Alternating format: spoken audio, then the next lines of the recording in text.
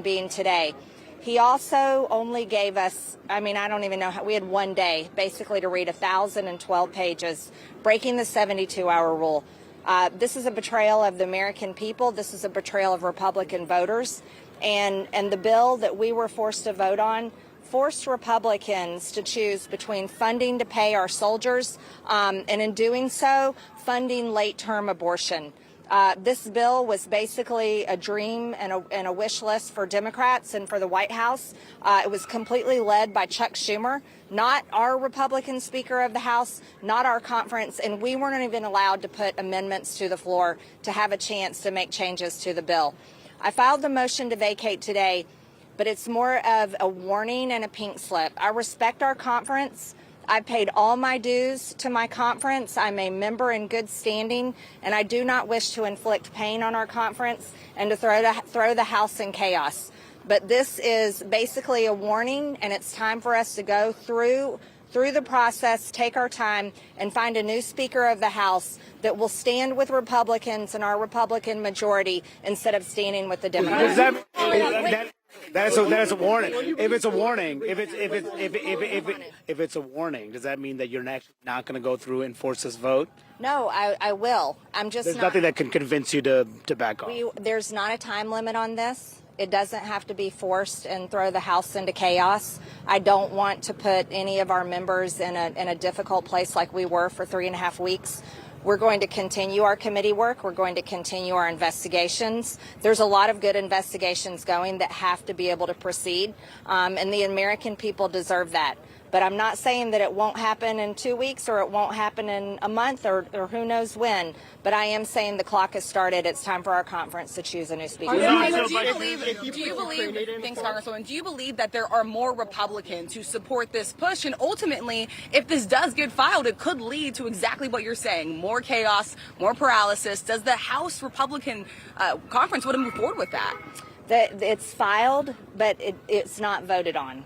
It only gets voted on until I call it to the floor for a vote. Right. Wait a minute. Jeffries has said he would help potentially, or not he would help, but the Democrats might be willing to help him survive if there was a motion to vacate. Are you worried about putting Johnson in a position where he would actually hold into Democrats? I'm not worried about that at all. I'm not worried about that at all. I don't think that the American people, Republican voters across the country, want to see a Republican speaker that's held in place by Democrats. This is not exactly what people want. What do you need to hear from the Speaker or anything else to not move forward? What will change your mind to not move forward? He heard from everyone all week long. Do not break the 72-hour rule. He heard from all of us. He heard from all of us all week long. Allow us to introduce amendments. Allow us to do our jobs. Allow us to represent the districts that voted for us and sent us here. We want a secure border, and the Senate proposal of legalizing 5,000 people coming across the border every day is not securing the border. And this is giving up every point of leverage we have. Also, forcing Republicans to vote on full-term abortion funding in order to fund our military is a complete betrayal of all of our values, and our voters don't want us to be doing that. What's the process of finding? You saw what happened in the fall. We saw one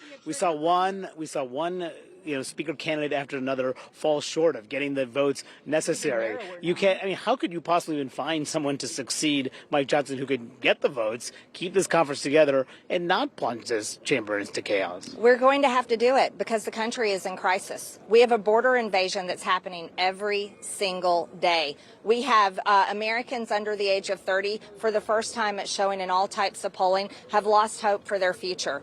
The younger generations can't afford to buy a home. Inflation is running rampant.